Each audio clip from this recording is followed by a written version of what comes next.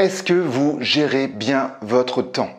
Aujourd'hui, je vais vous donner 7 causes que j'ai recensées qui vous font perdre un précieux temps. C'est parti!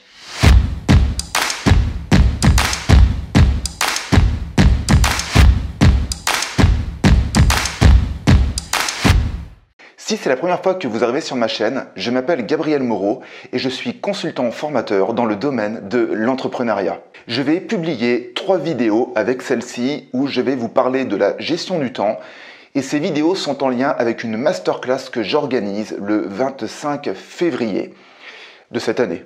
Pas de 2022. Alors, si vous voulez en savoir plus, vous pourrez aller voir dans la description de cette vidéo, mais je vous en reparlerai à la fin de celle-ci. Voici 7 causes qui vous empêchent de bien gérer votre temps. Gérer son temps est une activité quotidienne qui demande beaucoup de discipline. Et justement, si je fais cette vidéo, c'est parce que une mauvaise gestion du temps peut vous apporter beaucoup de désagréments au quotidien. La cause numéro 1 qui vous empêche de bien gérer votre temps, eh bien, c'est les outils qui ne sont peut-être pas adaptés à votre manière de le gérer, justement. Alors, quand je parle d'outils, aujourd'hui, il y a pléthore d'outils pour gérer son temps, parce que vous pouvez très bien avoir un agenda papier, à savoir que les agendas, vous avez différents types d'agendas, vous avez les semainiers, vous avez les agendas quotidiens, donc du coup, après, des fois, dur de faire son choix parmi les agendas papier. Vous avez aussi l'agenda numérique via votre smartphone ou via un ordinateur. Et là, je ne parle que de l'agenda, parce qu'après, on pourrait rajouter à cela le gestionnaire des tâches et d'autres outils qui peuvent justement vous aider à gérer votre temps. Donc, en somme, j'ai envie de vous dire que les outils sont un petit peu à l'image d'un mécanicien qui a les bons outils pour réparer une voiture. Eh bien, c'est pareil, on va dire que certains outils seront beaucoup plus pratiques à utiliser dans certains cas par rapport à d'autres qui vont vous faire perdre beaucoup de temps. Donc, des outils mal adaptés peuvent être une cause d'une mauvaise gestion du temps. La deuxième cause que j'ai pu recenser, eh bien, c'est la date limite que vous vous fixez. Alors là, quand je parle de date limite, je vais vous donner juste un exemple. Imaginons que vous soyez sur un projet, une proposition commerciale ou alors un projet de création et vous vous dites qu'il faut absolument qu'elle soit terminée ce soir ou vous avez 48 heures pour le faire. Donc c'est un exemple parmi tant d'autres dans toutes les tâches que vous pouvez avoir régulièrement. Eh bien, à partir du moment que vous vous mettez une date limite trop serrée, eh bien, il est fort à parier que cela va vous créer de l'anxiété. Et donc, mis bout à bout, si vous avez plusieurs tâches avec des dates limites très serrées, eh bien forcément, vous imaginez bien que l'anxiété monte petit à petit. Et au bout d'un moment, eh bien, c'est la porte ouverte au stress et chroniquement, on pourrait dire que ça pourrait même aller jusqu'au burn-out. Donc attention aux dates limites que vous vous fixez. Troisième cause, les interruptions. Alors aujourd'hui, un ennemi, c'est l'ennemi public numéro 1 qui peut vous interrompre régulièrement, c'est le smartphone. Parce que sur un smartphone, vous pouvez avoir plein d'interruptions, comme par exemple un appel, ou ne serait-ce que même une notification peut vous interrompre dans votre travail. Alors il faut savoir que pour notre cerveau humain, après une interruption, le temps de concentration est environ d'une vingtaine de minutes selon les individus. Après, je ne vais pas faire non plus une généralité, mais juste regardez quand vous êtes interrompu sur une tâche, combien de temps vous devez prendre pour pouvoir vous reconcentrer sur la tâche que vous êtes en train de faire, ça prend du temps. Donc, si on parle que d'une seule interruption, eh bien vous allez perdre peut-être 15 minutes, 20 minutes. Mais si on parle de 4, 5, 6 ou 7 interruptions, eh bien là, imaginez le temps que vous perdez sur une journée. Donc attention aux interruptions et je ne peux que vous inciter aussi à mettre sur silencieux ou à supprimer les notifications de vos applications sur smartphone. Quatrième cause d'une mauvaise gestion du temps, eh bien il s'agit de la discipline. Alors oui, effectivement, la gestion du temps demande une discipline. Comme j'explique dans mes formations, gérer son temps demande de prendre du temps.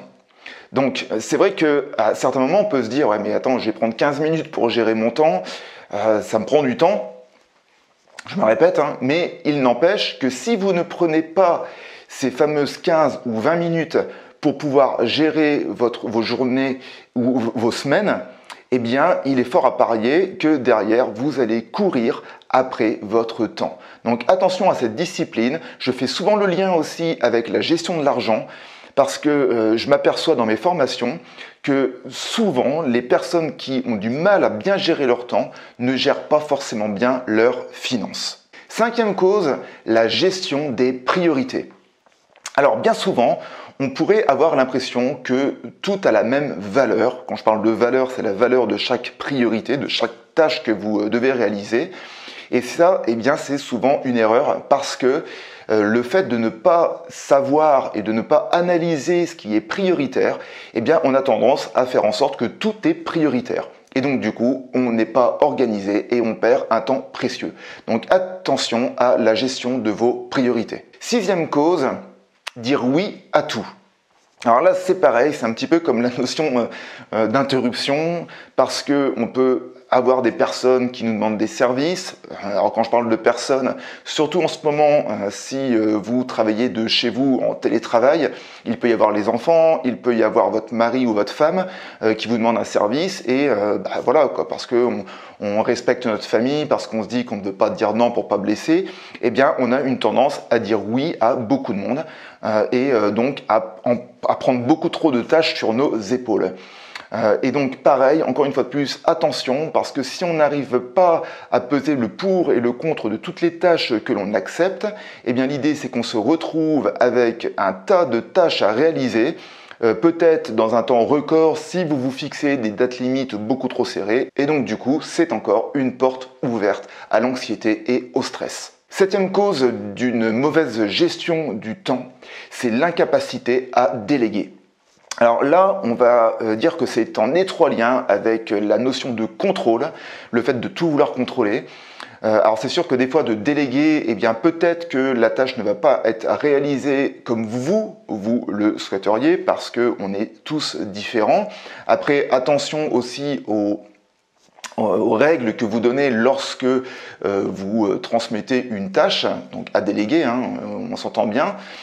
Mais là aussi, le fait d'avoir peur de déléguer, eh bien, vous vous retrouvez avec tout à faire, et donc vous peut-être même à vous retrouver avec plein de métiers en un seul, et donc du coup, eh bien, une fois de plus, vous vous retrouvez submergé par plein de tâches, et donc du coup, eh bien, vous avez du mal à gérer votre temps. Comme je vous l'ai expliqué en début de vidéo, j'organise une masterclass le 25 février à 20 h. Donc si vous souhaitez vous inscrire, vous avez juste à aller voir le lien dans la description de cette vidéo. Et si vous souhaitez profiter de l'offre de lancement que je réalise, une offre à 20%, vous pouvez vous inscrire à ma newsletter et puis vous pourrez accéder à un code promotionnel. En synthèse, je vous redonne les 7 causes d'une mauvaise gestion du temps. Donc la première, c'est ne pas avoir les outils adaptés à votre gestion du temps. La deuxième, c'est la date limite que vous vous fixez. La troisième cause, c'est les interruptions. La quatrième, c'est le manque de discipline dans votre manière de gérer votre temps, un petit peu à l'image de l'argent, hein, comme je vous le disais. La cinquième, c'est la mauvaise gestion des priorités. La sixième, c'est l'incapacité de dire non et donc de dire oui à tout. Et enfin, la septième, c'est l'incapacité à déléguer. Voilà, j'espère que cette vidéo vous donnera des éclaircissements sur votre manière de gérer votre temps.